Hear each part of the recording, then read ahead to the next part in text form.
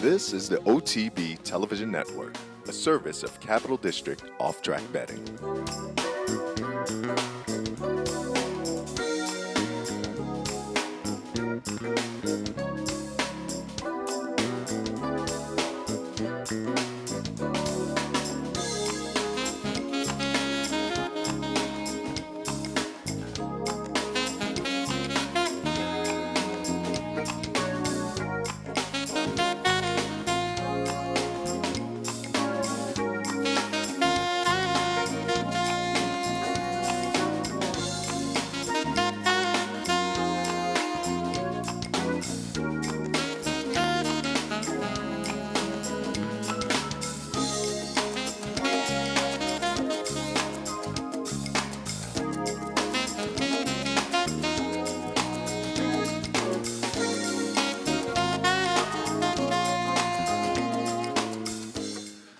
Good morning and welcome to Racing Across America for this Friday morning as we wrap up another week and look forward to another weekend of racing. I'm Seth Merrill. Thanks for joining us here on the network. Coming up a little bit later on, Ron Nicoletti, Gulfstream Park. He'll give us some thoughts for racing at Gulfstream today. Also take a look out at the Hutchison. We'll also get some of his opinions on last week, of course, with the Holy Bull, Cairo Prince, and also the Forward Gallon Only for You.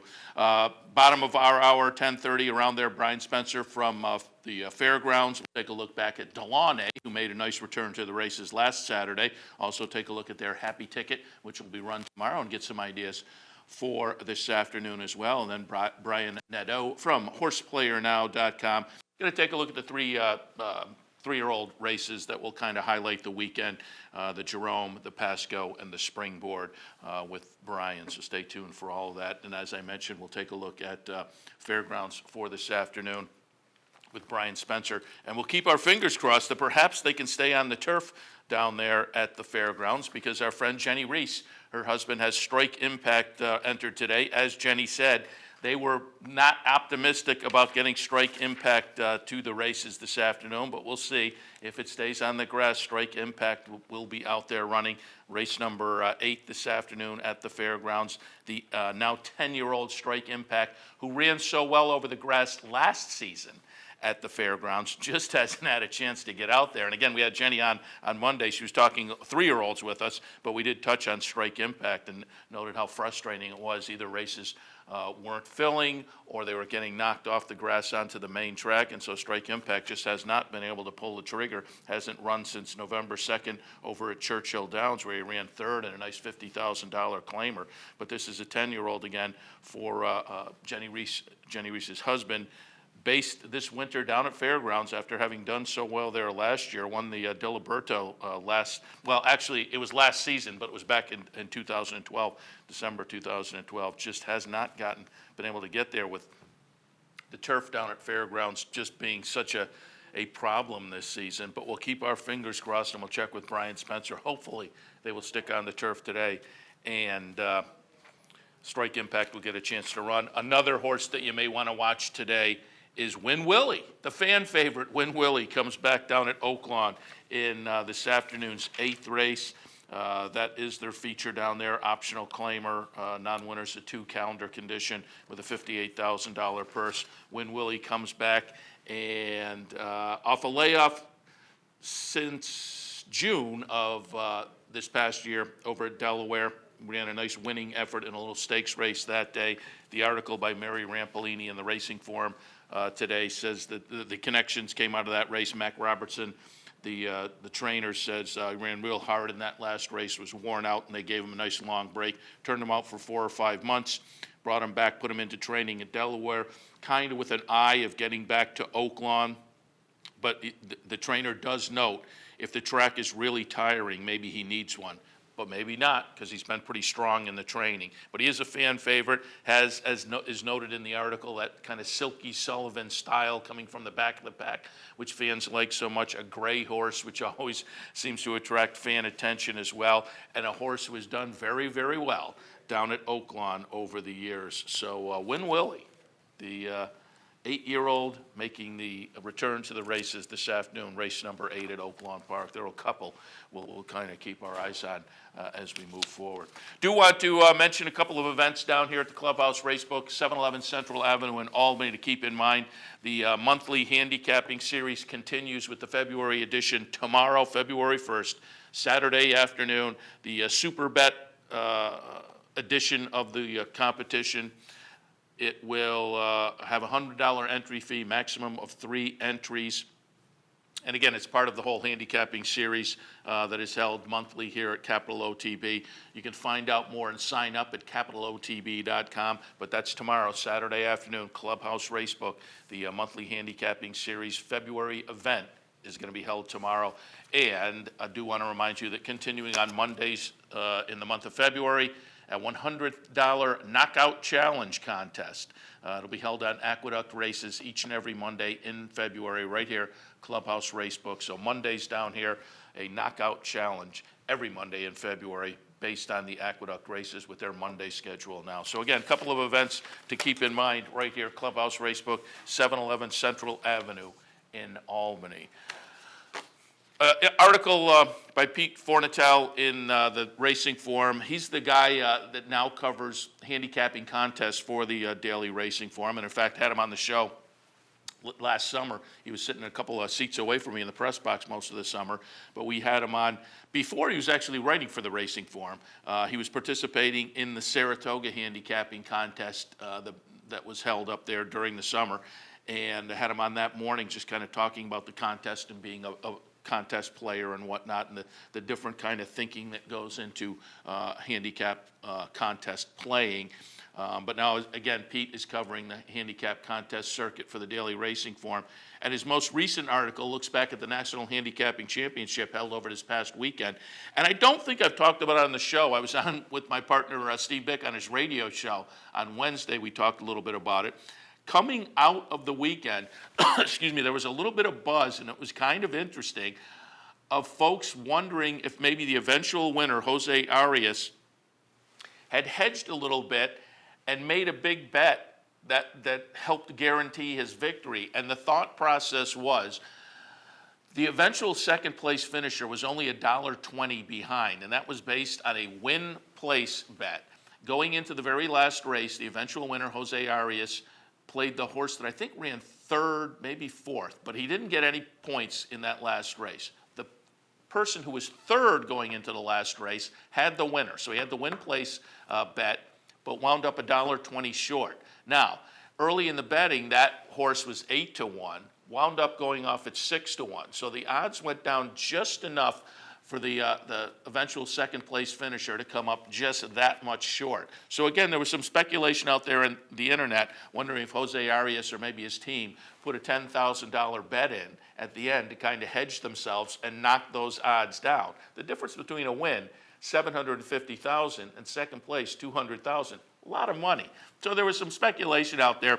I thought it was fun and interesting and added some intrigue. I thought it was unlikely because they announced who each player had bet prior to the race. Well, at that point, you have to look up at the pool. There's really some calculation that has to go in, hedging the bet and making your opponent miss by that much. So just to do that, also, this person was in third. I'm not sure who the player in second, who did that one play? And it just seems like a little too complex to do that. But there was, as I say, some speculation, some buzz, some conspiracy theories out there that I thought were fun and added intrigue. And if they had done that, I wouldn't argue. It wasn't against the rules. And it would have been a play that was, as I say, within the rules. And why not hedge?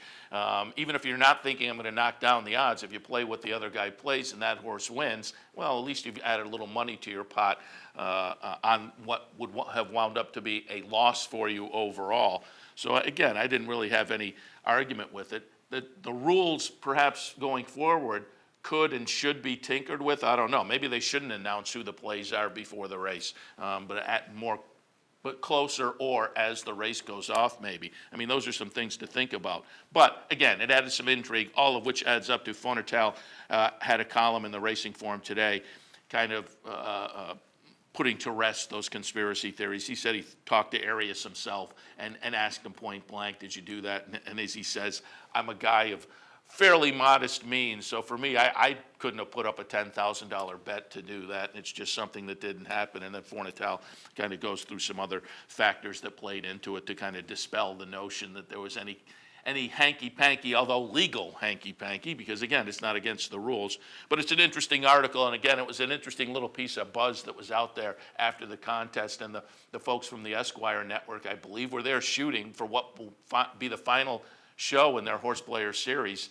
And so I think perhaps, if they pick up on it, could add a little intrigue to that as well. But it was kind of fun, and it'll be interesting to see if they do tinker with the rules a little bit next year to maybe take away the possibility of this kind of thing happening. But again, you can see the follow-up in the Racing Form in the Pete Fornatale article. Arias 1 NHC 15, Fair and Square is the title of the article. Also want to remind you once again, talked a little bit about it yesterday, that horsetourneys.com, the sulky side handicapping contest, free online qualifiers, kicked off yesterday, a series of 10. We had the woman from the USTA on a couple of weeks ago, and she mentioned this, so I just did want to throw it out there again, because there's another free qualifier tonight. There's a series of 10. First one was last night. There's another one tonight. They continue pretty much through February, and it gives you a chance to qualify for the $60,000 World Harness Handicapping Championship held at the Meadowlands on April 19th. So again, there's another free online contest tonight. I believe you also get free PPs if you register. Tonight's contest will be held at the Meadows, or based on the Meadows, but again, it's an online contest, and it's available at horsetourneys.com. Some of the stakes action over the weekend, just want to remind you, we've touched on some of these a little bit already with a few of the guests we've had on, and we'll continue to do so as we move forward this morning. But a nice stakes card at Tampa on Saturday.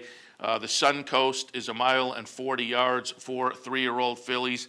Dame Dorothy, second-time starter for Todd Pletcher, broke the maiden at Aqueduct in November, and Dame Dorothy also entered today over at Gulfstream, so we'll have to keep our eyes and see if Dame Dorothy decides to go to today. But it's Todd Pletcher, it's Bobby Flay, second-time start. Luis Saez is going to come over and take the mount here. Interesting field, but that one, there's a Tom Proctor horse that broke the maiden last time, and maybe the light bulb turned on there a little bit. Nice field. That one should be interesting. The Sam Davis, of course, Harpoon, Noble Cornerstone, Cousin Stephen, nice field there, but we'll talk a little bit about that later on with Brian Nadeau. The Tampa Bay Grade 3 event for 4-year-olds and up, going 1 mile and 16th on the turf. And again, they had some wet weather down in Florida the last few days, so we'll hope these turf races stick on. I would assume they'll do everything they can over at Tampa to get the stakes to stay, because this is very nice. They are getting some nice connections coming over to contest this Tampa Bay tomorrow at Tampa Bay Downs on the Sam F. Davis card. Seal Cove goes out for Shug McGahee, Offson Saratoga. So this horse will be interesting, but Shug over the past couple of months been very potent on the turf. Riding the River goes out for Seth Benzel, and that's kind of interesting because I from the looks of things, Benzel may be based down there in the Tampa area this winter. Last winter, of course, he was over in Dubai. So Benzel with some local connections, but he has Riding the River in this one. Salto for Todd Pletcher looks like the horse that will attract certainly a lot of attention. A close-up second in a stake over at Gulfstream last time. Comes cross-state for Todd Pletcher, Luis Saez on board there. But again, a nice full field, some very familiar connections. Christophe Clement, Ian Wilkes also with some horses in the Tampa Bay tomorrow on that Sam F. Davis card. Over at Gulfstream, the Gulfstream Park Turf Sprint, tight end Touchdown, who is certainly familiar, now 5 years old, but boy, he has bounced around, and we've seen him up here at Saratoga. In fact, comes out of a nice second place finish in the Breeders' Cup Turf Sprint. He'll have some attention. Spring to the Sky, Varsity for Christophe Clement, who certainly has an affinity for Gulfstream Park. That'll be fun. A little later on, the Hutchison, we'll talk about that with Rod Nicoletti in a few minutes, as well as Brian Nadeau. Also coming up on Saturday, the Martha Washington from Oaklawn. We talked a little bit about that yesterday with Frank Miramati. Euphrosyne, Ireland, the full sibling to Dublin, who last time for Wayne Lucas seem to have a light bulb moment. That'll be a fun race over at Aqueduct. The correction, 6 furlongs for fillies and mares, 3-year-olds and up. I said yesterday when we talked to John DeSilva, Lion DNA, 2 for 2 now over the inner strip. Looks interesting to me. John DeSilva tossed in, maybe think about Baby J, Uno Duo, and PJ's Super Ego. Fun race there on what will be the undercard for the Withers. Also tomorrow, the Toboggan at Aqueduct. And that one to me is just, it's all about Strapping Groom, who ran so well in the Forego and then just could not validate that performance for the next 2 or 3 starts. But last time out in the Gravesend, seemed to recall that Forego form. Now the question mark is, can Strapping Groom string a couple together? So the Toboggan tomorrow is interesting on the Strapping Groom side of things. The Busher tomorrow for 3-year-old fillies. Fierce Boots is going to be kind of interesting. Bally Lee, the second-time starter for Albatrani and Darley, I think is one to pay a little bit of attention to. John DeSilva also tossed Fleet of Gold for Anthony Dutrow in the mix. Vero Amore, also a little bit interesting. And then, of course, wind up the day with the Withers, and we'll talk a little bit about that later on. And I do want to alert people on Sunday at Santa Anita, a nice sprint stake, the return of a couple of really potent sprinters from last year.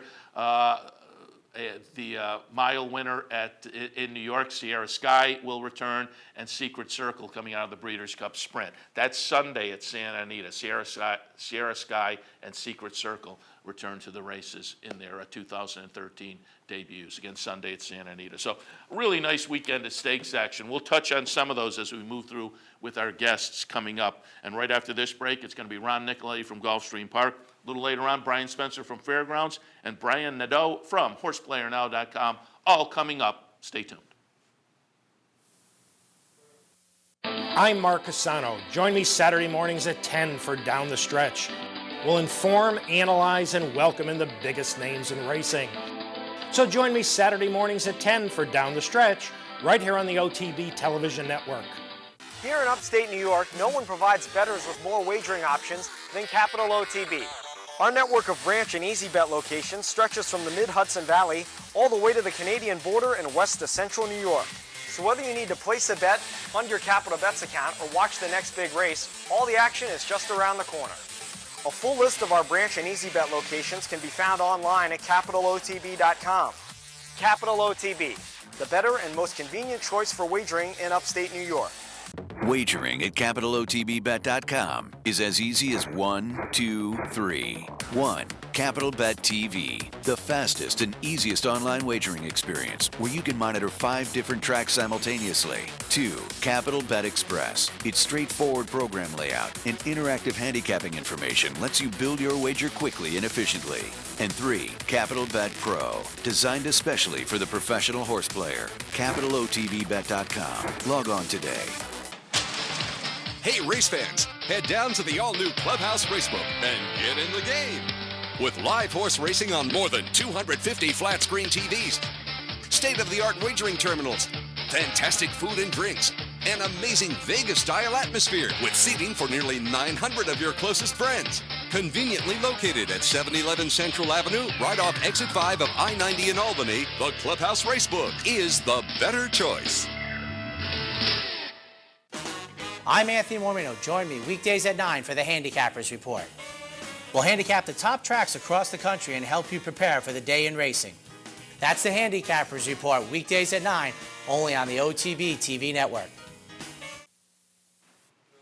Welcome back to Racing Across America on this Friday morning. Friday means a regular visit from our friend Ron Nicoletti at Gulfstream Park. Good morning, Ron. Good morning. And update, folks, we were talking a little bit during the break. It's just been a tough, let's face it, it's been tough for everybody this winter. You think of the Northeast and you think of the cold weather, and certainly Aqueduct and Laurel have seen some weather-related cancellations. Parks has been absolutely brutalized, but it's down south, too. Fairgrounds has had their share of troubles, and this week both you and Tampa have had some rain. Yeah, it seems that we've had more rain this year than we had the whole meet last year, and probably not, but it just seems that way. So we've been off the turf since we got back Wednesday, and again we will be off the turf, a sloppy main track, and hoping things straighten out because we have a fantastic day of racing tomorrow, with the Hutchison. So we're hoping things get back on track, and the weather forecast calls for high temperatures in the low 80s But we're hoping, if that happens, maybe the track will dry out faster than it should, and it'll be a decent day of racing tomorrow. Yeah, and that's the, if you get those higher temperatures, that helps things out greatly. We certainly up at Saratoga, we see that in the summertime. It's just very different. You get the rain, but you get some nice sun and some warm weather. Things can tend to dry out faster than you would expect, so we'll keep our fingers crossed there. All right, Ron, let's take a look at a couple for today, and then we're going to look back at last weekend and forward to this weekend as well. But let's start out with this afternoon for the viewers and look at a couple today. Beginning in the opener. Opener today, a plain vanilla claimer, $25,000 tags. These are 3-year-olds going 3/4 of a mile. What were your thoughts? I went with the number 2. He's Got Talent. Going to stretch out today to that 3/4 of a mile distance. He returned from an extended layoff, and he notched his second career victory. That was against the $20,000 claimers going 5.5 furlongs. Wesley Warding has our leading apprentice, Dylan Davis, going for 2 in a row. It looks like the logical choice in the opener. Hardy, congrats in second to number 7 and 8. Number 6, Chilean Brothers in third. And if people are not aware or haven't been watching down here, speed has been the prevailing theme with the track sealed and sloppy over the last couple of days. Actually, yesterday we had 1 or 2 horses come from off the pace. Not the case on Wednesday. Everybody on the league won. So, you have to keep that in mind when you're doing your handicapping today. If the track is not drying out, always give that extra thought to speed. Yeah, and Wesley got caught yesterday for me with that first-time starter. Right. And I talked about it. I made it a best bet on the handicapping show yesterday.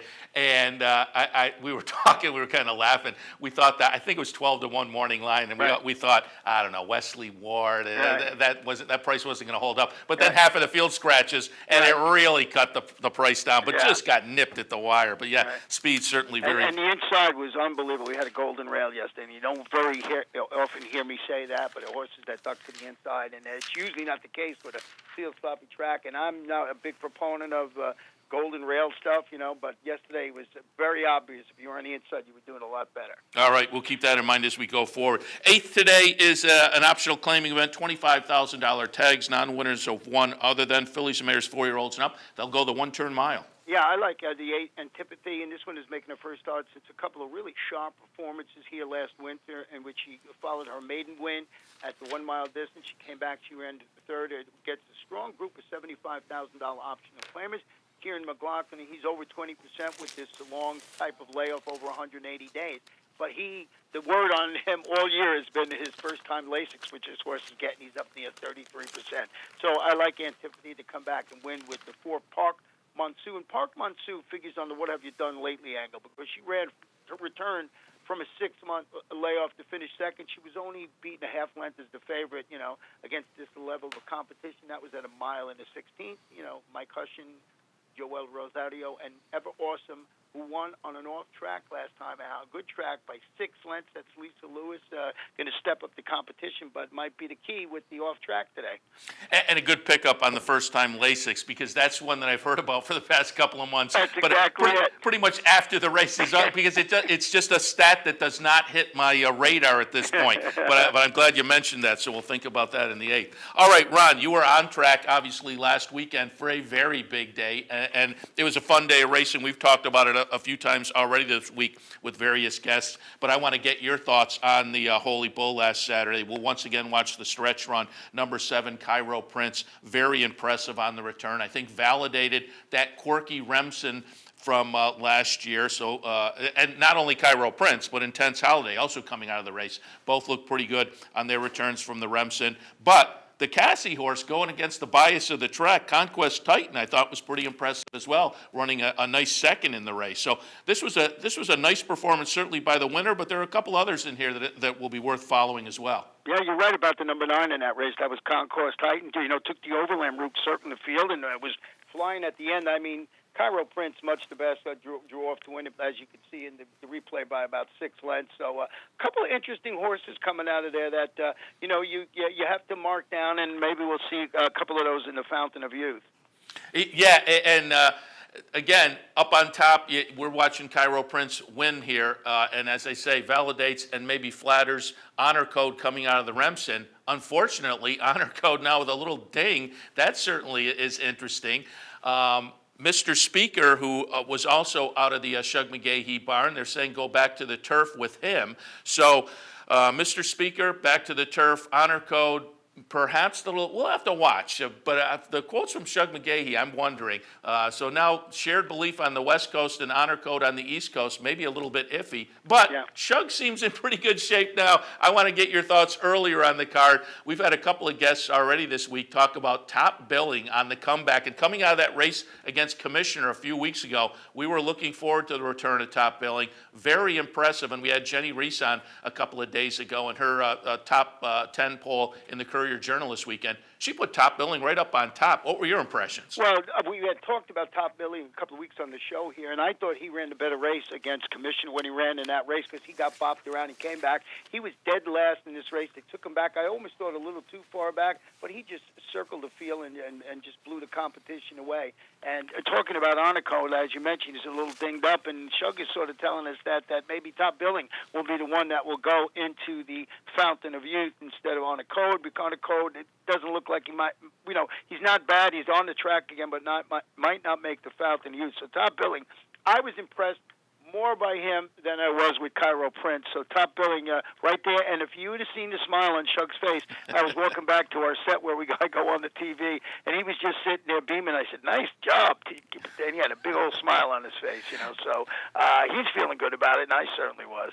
And it was also funny. Jenny noted that Shug said, "You know what?" And there was a little back and forth coming down the stretch with Commissioner in that Commissioner race, which could have attracted the ire of the stewards certainly, and maybe changed things up in other circumstances. But Jenny said Shug came out of that race and was very happy with the results because that gave him the opportunity to come back at that same condition, and he thought the horse maybe needed one more like that before moving into stakes company. So it all worked out in the end. Yeah, that's what he had told us after the race with the top billing. Because the other horse, you got to go do a stake next, because you got that condition. So just as usual, Gulfstream with the 3-year-olds just starting to heat up should be a lot of fun. Yeah, no question about it. And speaking of 3-year-olds, before we move on to this coming weekend, just want to go back and get one more thought on last weekend. The 3-year-old fillies in the Forward Gal, Only for You, who I thought looked pretty good going into the race. 7-5 morning line, went off at 30 cents to the dollar.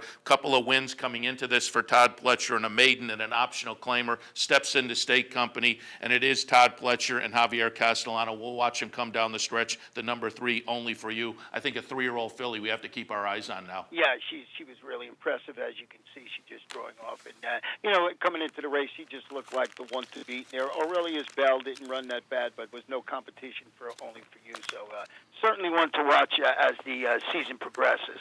Yeah.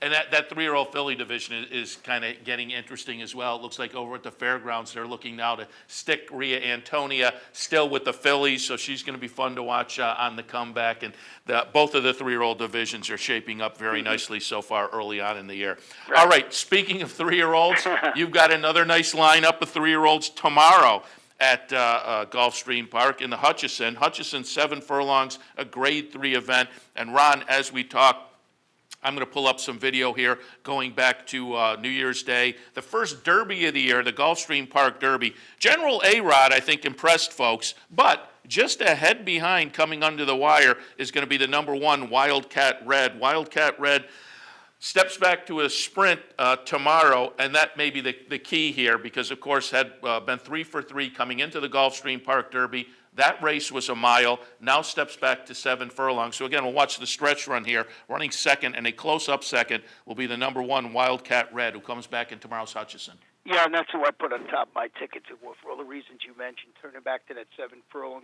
Duel in that race, from start to finish, and as you mentioned, just came within ahead of winning that race. So Javier Castellano, our leading rider, will be atop the son of D Wildcat. So looks like the logical choice in there. And what did you make of Mighty Brown? I thought that race in the Pasco was kind of impressive. Then he goes over to Ocala, which I thought was a strange choice to begin with. Right. He just comes up dull that day.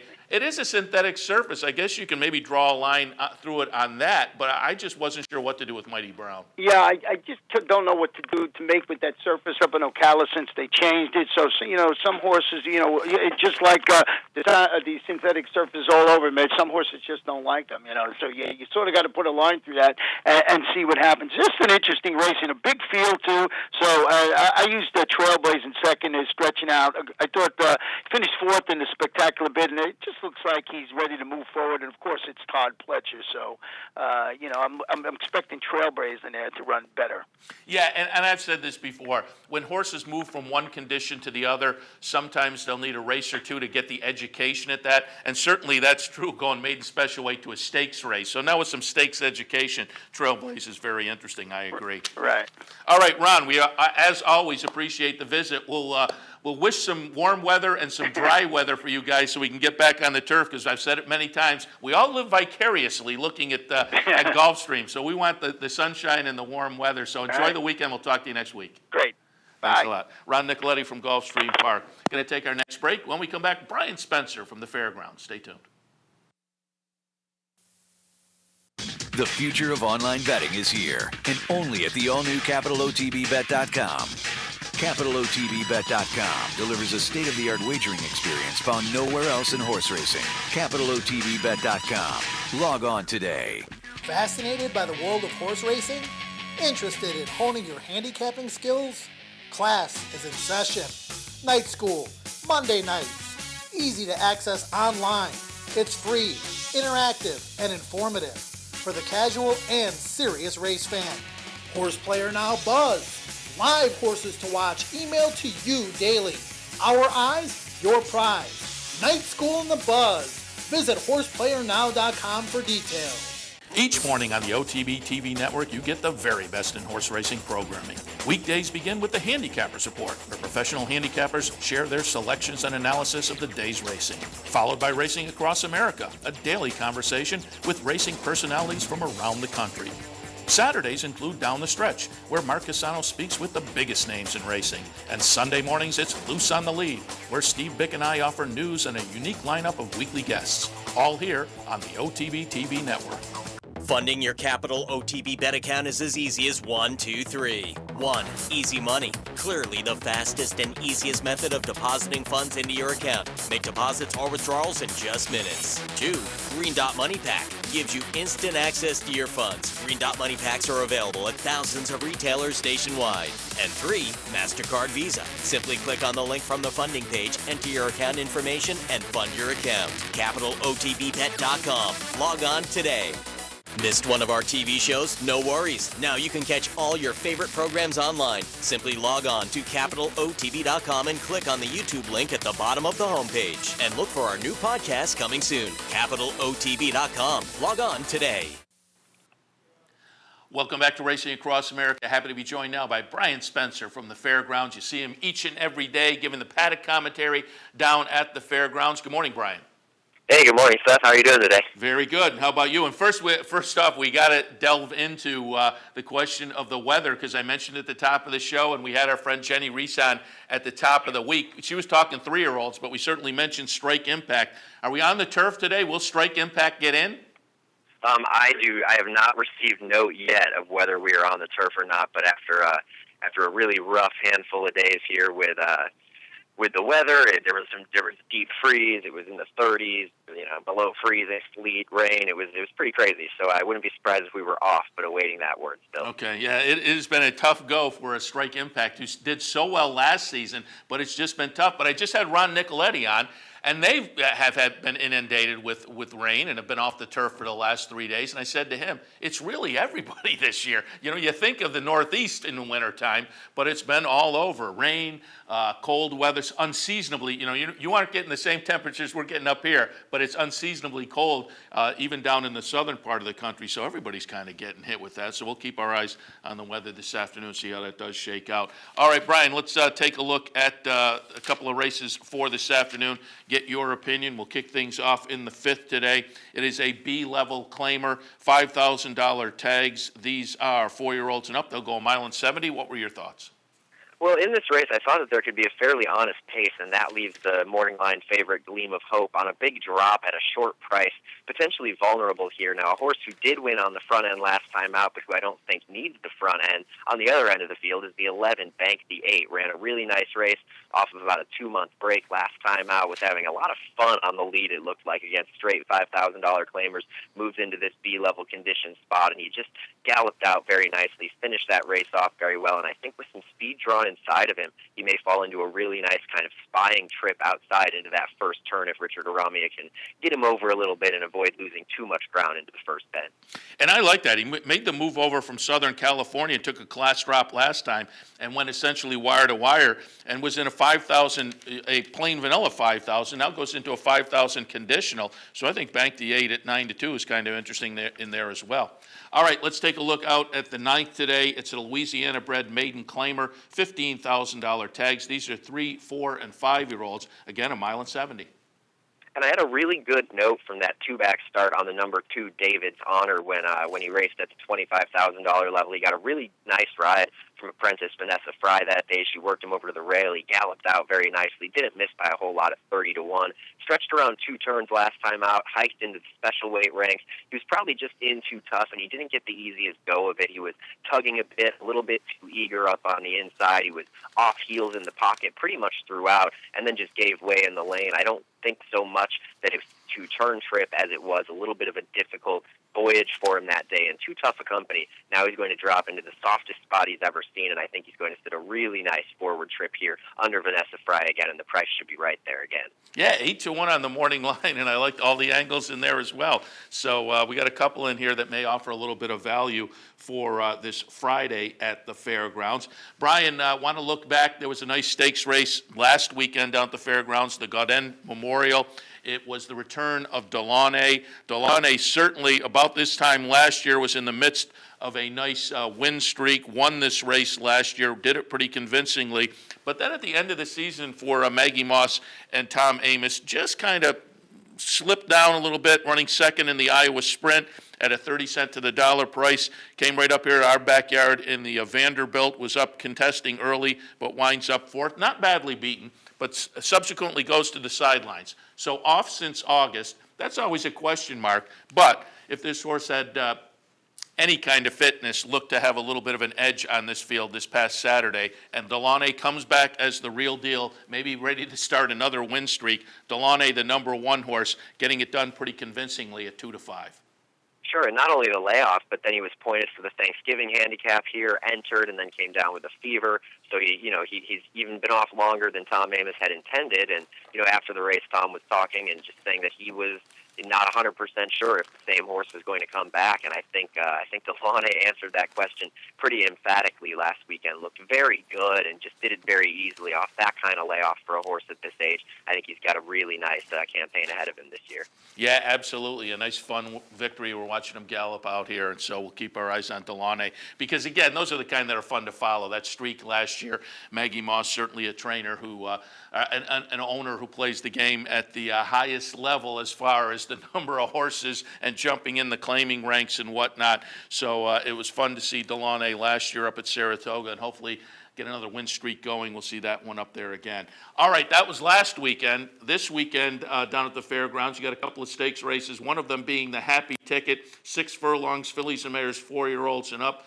And we'll take a look here. I pulled up the video replay of November 29th, an allowance optional claimer. We're going to watch the number 2, Same Cross, get the job done under Rosie Napravnik at a short price that day. Same Cross, again, off since November, so maybe a little bit of a question mark on the layoff, but Same Cross is a little bit interesting to me on Saturday. What were your thoughts on the Happy Ticket? I think Same Cross is the one to beat. You look at her overall record; she's 0 for 6 anywhere else than the fairgrounds main track. She's 4 for 4 on the dirt here, and she just looks like a different horse on the main course down here. And last time out, that race you were just talking about on November 29th, she just made it look so easy. She didn't even get a really, really quick half mile to kick into, but she's just really good here. I think the only real question for me in this spot is that there's a decent bit of pace, but a lot of them are kind of pressing pipes. Not a real lot of committed front end burners in this spot. But I don't think that's really going to make a difference to her. She's so good here. Larry Jones has her training nicely, despite having been they've been trying to get her into some races via the main track only option, and that hasn't worked out. But I think she'll be ready, and I think that she's just going to be too good for this field.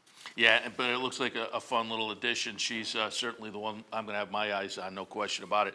And let's go back to this week. There have been a couple of delays in training. That seems to have affected perhaps Ria Antonia.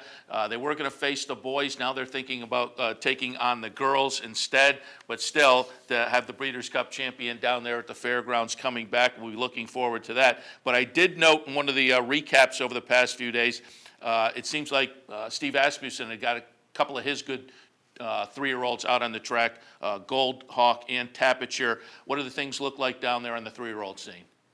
Yeah, well, Asmussen was fortunate enough to get those handful of works in before we had that freeze here on Monday, Tuesday through Wednesday morning. Just hoping that that's not going to set back Ria Antonia too much. Hopefully the weather will cooperate going forward, because we're really excited to have her down here. And whether she goes to the Risen Star or to the Rachel Alexander, I just think it's going to be a treat to get to watch her make her comeback race here in New Orleans. Yeah, absolutely. And Gold Hawk looking at the Risen Star. Tapiture, from what I heard, they're looking maybe Oaklawn with that one? That was my understanding. I believe trying to keep those two apart for the time being. Yeah, understandable. And Asmussen also got Prayer for a Leaf out for a little workout, and that's one that certainly has been fun to watch, and Daddy Knows Best as well. And Daddy Knows Best, again, we're hoping you guys can dry out a little bit, because I thought Daddy Knows Best was very impressive in that grass win, and I'm looking forward to that one coming back as well. He's a horse that I love so much in his sophomore campaign. He's gotten the better of a really nice horse named Adios Nardo now twice in a row in those 2 stakes races, but he's made them look, well, I guess the last one didn't look so easy. He was buried on the rail with a ton of trouble turning for home, but still made it look easy. He's just got that really electric turn of foot on the turf, and I'm looking forward to seeing him again here later this month, hopefully. Yeah, no question about it. All right, Brian, as always, we appreciate the visit. Thanks for the thoughts for this afternoon. Good luck this afternoon and into the weekend. We'll talk to you next week. All right, thanks a lot, Seth. Brian Spencer from the fairgrounds. Again, you can catch him on the simulcast signal each and every day, giving the paddock commentary. That's going to bring us to our last break of the hour. When we come back, Brian Nadeau of HorsePlayerNow.com going to take a look out at some of the 3-year-old action coming up tomorrow at the various tracks across the country. All of that right after this. Stay tuned. I'm Jeff Carl. Join me Saturdays and Sundays at 9 for the Handicappers Report. We'll handicap the top tracks across the country and help you prepare for the weekend in racing. That's the Handicappers Report, weekends at 9, only here on the OTB TV network. I got it. Watch me. I got it. Hey! I got something that makes me want to shout. I got something that tells me what it's all about. I got a move that tells me what to do. If you don't, brothers and sisters, then you won't know what it's all about.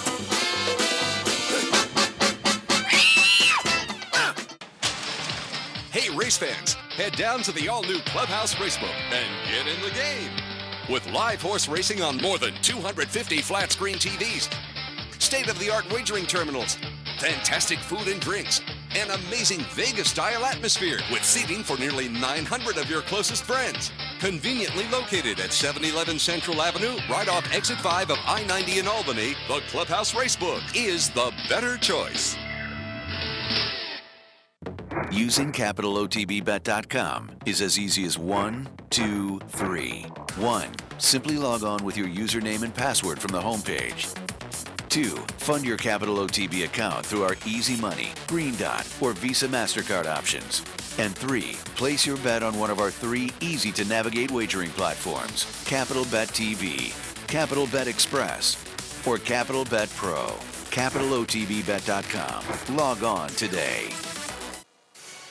This is Steve Beck. Join me Tuesday through Saturday here on OTB TV for At the Races, my Sirius XM daily news magazine of the thoroughbred industry. Handicapping, interviews, analysis, everything you could want. 6 a.m. OTB TV. Welcome back to Racing Across America. Very happy to be joined now by Brian Nadeau of HorsePlayerNow.com. Good morning, Brian. Hey, Seth. Good to hear from you again. Thanks for having me on. Happy to have you on board because, of course, there's another great weekend of three-year-old stakes action ahead. I wanted to get some of your thoughts. Before we do that, though, I want to go back to last weekend because certainly I've asked all the guests this week. There was a good weekend of stakes action for the three-year-olds last week. Holy Bull with Cairo Prince. Also, Conquest Titan running very well for Mark Cassidy. What were your thoughts coming out of the Holy Bull? Well, I thought Cairo Prince was nothing short of spectacular, Seth. I wasn't necessarily in love with him going in. I thought on paper the Holy Bull was by far the most, competitive of the relatively, scarce group of graded races that we've seen this year for three-year-olds. I was blown away by Cairo Prince. I mean, I don't know necessarily what it means from the first Saturday in May, but as of right now, I mean, we haven't seen Shared Belief. We haven't seen Strong Mandate. Who knows if we'll ever see Havana again. But to me, standing right now, he's the best three-year-old in the country. And, of course, you're in love with Strong Mandate, correct? Well, yeah, I do like Shared Belief a lot. His foot injuries are worrying me. But, yeah, Strong Mandate I do like a lot. I think. I'm just going back to last summer because you had a. Oh, of course. Yeah, my contest clincher in the big pool at Saratoga, of course. That seems about 25 years ago by now. So. That's the way I've been going lately, though. So. Speaking of Shared Belief, though, within the past 24 hours or so, we also had the East Coast version of that, Honor Code, now with a little ding. And so what do you think about both of those horses? I've said it already a couple times this week, particularly in reference to Shared Belief. You have that date on the schedule you have to meet, and so when you get a little bit of a ding, I just think until they prove otherwise, they're behind the eight ball. Well, I don't disagree with that at all, Seth. I love Shared Belief. He's by far the best horse of his generation that I've seen so far, but again, that was last year. He hasn't progressed. We've already seen what Cairo Princess can do as a three-year-old. How do these horses, run as at three now? Are they just precocious two-year-olds? So we don't know that, and now Shared Belief with some issues. Honor Code is not a horse I'm completely sold on. With his running style, he's always going to be at the mercy of the pace and leave himself with a lot to do. And then now, like you said, a little hiccup on his road as well. So I think I agree with you totally, Seth. They are both behind the eight ball because, like you said, you just can't miss too many dances in the spring, or you just get further and further behind, and then it kind of gets to the point where is it even worth it pressing on and maybe ruining something, when we have races like the Travers and things like that. So it will be interesting to see where those horses go, where they pop up, and what route that they take. Yeah, it's again, until they prove otherwise, I think they're behind the eight ball. But I think we're early enough that they can prove otherwise. But things are just at this point a little bit dicey for me, but interesting. And before we move on, just still want to go back to last Saturday. You said you were impressed with Cairo Prince. A number of guests this week have already said they were even more impressed with the winner earlier on the card, Top Billing. Well, I think Top Billing was a wild race too. There's no doubt about it. He's a little Honor Code-ish to me. He's in the same barn, which is somewhat ironic too. His decided lack of speed is a worry, but frankly, Seth, and this, you just don't win two-turn races at Gulfstream Park doing what he did, basically going from last to first, entering the far turn and coming out of the turn. What he beat in there, I'm not really sure. The runner-up for Todd, Surfing USA, I believe. I don't think he's full of quality. But, yeah, Top Billing to me is kind of, we'll get the, I would assume they'll get the acid test next time in the Fountain of Youth. And the way he ran yesterday, there's no reason to think he can't. Last week, I should say, no reason to think he can't be a player in that race. Yeah, so far so good. The three-year-old trail is shaping up very nicely so far early, and tomorrow will add some more intrigue to it. Let's start looking at some of the three-year-old races from tomorrow. Kick things off with the Withers Grade 3 event for $250,000 tomorrow at Aqueduct, going 1 1/16 miles. And Brian, yesterday with John DeSilva, we looked at the Damon Runyon and got a look at Samrot. Today I wanted to pull up, and before the guys show the stretch run, I just want to set this up. I wanted to look at the Scotland race from last time, the Jerome. Scotland will be the number 2 horse in here, and coming around the turn, gets a nice run, and to me just was a little green. Was making what looked like a winning run and came inside of a horse and maybe didn't want to go through, and then just was a little green. It was a third-place finish that I think is sneaky good. So watch the number 2, Scotland, in this race. Also, the number 7, Classic Jack and Roll, is going to wind up running second, and both of those are back tomorrow in the Withers. What are your thoughts on the Withers tomorrow? Well, Seth, I don't see Samrat losing. I really have been impressed with what he's done, albeit against state-bred company, so, he has to step up tomorrow. I just think he's too fast for these horses. I know that on paper there looks like there's some speed in here, but I don't see anyone, being able to run with him early or late. His win last time was just devastating, his first try at 2 turns. So I'm not going to try to beat Samrat, but I do like Scotland, Seth. I think he's a logical price underneath, and just the fact that Tony D is running this horse, and Tony doesn't throw his horses to the wolves, and this horse is a maiden. He hasn't won a race yet. And, Tony D, he runs him into Jerome. Now he fires back, tomorrow into Withers. I think that speaks a lot of the confidence that he has in this horse. So I'm interested in him. I don't know if he can win. I don't think he can, but I do think he can definitely crack the number at a pretty fair price for, a 6-horse race. Yeah, I'm pretty much in your camp. Samrat looks like the one to beat, but to me, Scotland coming out I said it right after the last race. I was going to be interested to see this one next time out, so I'm going to play a little bit with Scotland. And the other New York bred in here, Samrat, New York bred, but the other New York bred, Uncle Si, coming off of the maiden break, pretty impressive. Maybe a little horse for a course there on the inner track, but I think it's a nice addition tomorrow. Short field, but I think it's kind of a fun, intriguing addition of the Withers tomorrow. Let's take a look over at Gulfstream Park on Saturday. They will run the Hutchison. I had Ron Nicoletti on a little bit earlier and showed Wildcat Red in the nice second place finish in the Gulfstream Park Derby.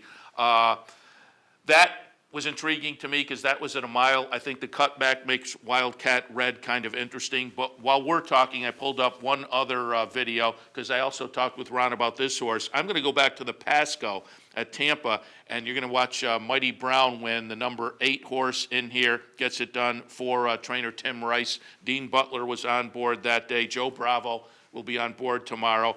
I just don't know what to make of that race last time at the Ocala sale. It was a synthetic surface. Maybe that was it. I couldn't even figure out why they wound up there coming out of the nice win in the Pasco. But Mighty Brown, maybe a little bit interesting to me tomorrow, but what were your thoughts in the Hutchison? Well, I like what you're thinking, Seth, because to me in the Hutchison, you've got 10 horses, maybe 9 if Vince Ferramos goes to the Davis. They all kind of look the same to me, so I don't really think I want to take a price on a horse like Trailblaze. I'll be up front and say I love Trailblaze last time in a spectacular bid, and he couldn't have been worse. I don't know if I really want to take 3-1 on a horse like that, so I'm with you in shopping around. Wildcat Red, probably the horse to beat, but, he might regress off that such a big win, and, he kind of dueled the whole way around there. I like the cutback for him, but I'm kind of thinking out of the box a little bit, Seth. I like Cashier a little bit at a huge price. I mean, his race last time at Calder was a real breakthrough. It's his only race showing where he had Lasix going 1 turn on the main track, and the horse just ran off the screen, draws a nice attack post. Horse like long on value for Mott. That was a real hype horse, coming into the Hopeful when it was a private purchase, and caught flop and strong mandate that day, and I don't think he disgraced himself in the Champagne either. So the fact that Bill comes back here in a pretty ambitious spot for a horse that, really has never won a race outside of the Mid-Atlantic, I think that's interesting, and so I'm looking for a price in that race. Even a horse like Gambler's Ghost a little bit for Eddie Kay will look really good breaking his maiden down at Gulfstream. So those outside posts I think are good for these 7 furlong races. A nice attack post, and I think you need to look for value in this spot. Yeah, and we also may have to look early on the card and see if things are drying out, things change. Ron Nicoletti did note the past couple of days, speed has been, the track's been conducive, golden rail, but that could certainly change if the sun does come out. He's expecting 80 degrees today. Things could start to dry out, and that could change up. So we'll have to watch today and early tomorrow as well. Finally, the Sam Davis tomorrow, across state over at Tampa. Grade 3 event, $250,000 on the line, mile and a 16. And Brian, this is one of those races. I mean, there's a field, a Harpoon from Todd Pletcher will certainly attract a lot of attention. Mark Cassie has Matador in here. But this is one of those races that brings back a horse that I think a number of us have kind of been anticipating and waiting for. That's the return of Noble Cornerstone, coming out of the nice second-place finish in the Springboard Mile in the second career start for Wesley Ward. Maybe even flattered a little more with the nice finish in the 3-year-old race over at Oaklawn by Walt. Walt had run 4th in that Springboard Mile. We'll watch the Springboard Mile here as we talk a little bit. It will be Louis Flower, the number 6 horse winning. Number 8, Noble Cornerstone, will run a very good second, however. And again, this was only his second career start. Has been off since that December 15th race. I've been anticipating this. What are your thoughts coming into the Sam Davis? Yeah, the Davis is a little bit of a tricky read, Seth. I heard you mention earlier you that light bulb turnout, and I do kind of think that might have happened with Harpoon last time when he finally broke through for his maiden win. He's been threatening, he's been kind of a bridesmaid, so maybe the light bulb did go on with him. So he's a very, very tepid pick for me tomorrow. A horse like Cousin Steven, you're going to have to take a short price on after he didn't fire at all at Gulfstream, and I think for some of these horses, the Davis is kind of a step back, like a Cousin Steven. I mean, he's supposed to run last Saturday in the Holy Bull if he's progressing, So I think it might be ripe for the taking. So again, Noble, Cornerstone, I don't have any knock at him at all. I'm familiar with Walt. I thought he ran really well in the Smarty Jones that he raced the sack at Oaklawn. So, I think it might be a fresh new face, which might be Harpoon. But I'm hardly with a lot of conviction in there, because it just seems like a race that's there for the taking. The big players aren't really here, and the ones that are here, I don't necessarily know if the Davis was, circled on their calendar to start the year. Yeah, all of the races tomorrow, well, the Hutchison maybe is more aimed towards sprinters, but the Withers and the Sam Davis, again, we're early on the trail, and maybe these are kind of barometer races for folks to decide, do we go forward or do we step back a little bit? But I think they're all interesting, all should be fun, also have some nice storylines. And Brian, we mentioned it when you and I were talking during the break. If folks want some more analysis from you on some of the 3-year-old action, you offer up some commentary on a regular basis over on Teresa Gennaro's Brooklyn Backstretch blog, correct? Yeah, exactly, Seth. Basically what we kind of mapped out, Teresa and I, this year. Any 3-year-old race that's a point race towards the Derby, I'm going to do a little kind of a full card preview of and with selection. So yeah, you can check that out. Actually, she just emailed me a second ago. The Withers is going to go up shortly, so that'll be on there. And every race going forward. So. Sounds good. And, of course, your work is also regularly via the horseplayernow.com website also. Brian, absolutely appreciate the visit and the thoughts for this weekend, and we'll talk to you down the road. Sounds good, Seth. We'll talk soon. Thanks. Brian Nadeau from horseplayernow.com. Earlier, Brian Spencer from Fairgrounds kicked things off with a guest, Ryan Nicoletti from Gulfstream Park. That's going to wrap things up for this week for Racing Across America. We're here every Monday through Friday from 10 until 11 a.m. Before we go, do want to remind you a couple more events, or one more time on a couple of events. I talked about them at the top of the show. But every Monday in February, right here at the Clubhouse Racebook, a Knockout Challenge $100 contest focusing on the Aqueduct races. That's every Monday through February here at the Clubhouse Racebook Knockout Challenge. And tomorrow, the series of monthly handicapping contests here at the Clubhouse Racebook. The February edition is February 1st. We kick off the month with the handicapping series. The Super Bet edition is tomorrow, $100 entry fee, maximum of 3 entries. You can find out more information about the handicapping contest tomorrow here at the Racebook at capitalotb.com. All right, that will wrap things up for Racing Across America. We're every weekday, 10 to 11 a.m. A little bit earlier was the Handicappers Report. Today it was Jeff Carl and Anthony Mormino. Hopefully they gave you some good thoughts, so cash a few tickets. We'll see you next week, but don't forget there's plenty of great television programming here on the network over the weekend as well. Handicappers Report Sunday and Monday. Saturday down the stretch with Mark Casano. Sunday, Loose on the Lead with myself and Steve Bick. So stay tuned all weekend long, but as far as Racing Across America, we'll see you next week.